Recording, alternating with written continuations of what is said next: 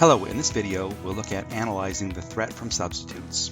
Within every industry, the competitive environment includes rivalry from competitors, the threat from new entrants, the bargaining power of customers, the bargaining power of suppliers, and the availability of substitutes.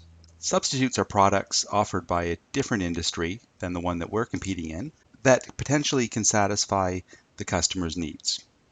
So here are some examples of substitutes. What products from different industries could act as substitutes to hot coffee? If coffee were to become too expensive and we were looking for a warm drink to socialize over, or possibly caffeine, a cup of tea could act as a great substitute. Or Red Bull, so an energy drink, if it's the caffeine rush that we're looking for, there are different ways to satisfy that need as well. So if it's Valentine's Day, you might bring your loved one roses, but you could also bring chocolates. So what substitutes exist for beer?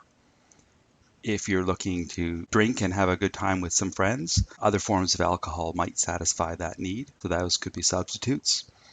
Or if it's a hot summer day and you're looking to refresh, there's other ways to satisfy that need as well. Some of the factors to assess the threat from substitutes include the availability of substitutes, the quality and the performance of substitutes, and of course the price of the substitutes. So let's look at travel for the purposes of being social, of going to work, of going to school. If we analyze the threat of substitutes from the point of view of the taxi cab company, what other available substitutes would exist to get someone from home to school and back? So there are many different options available. Let's look at performance and quality and price. So if the weather's really bad, some of the options available are less of a threat. When price is factored in, some of the substitutes become a great threat to the taxi company. So if you're on a tight budget, taking the bus might be a great alternative to taking a taxi cab every single day. So let's look at international travel and see how our analysis might be a little bit different. If we're looking at flying internationally, we'll look at this from the perspective of an airplane.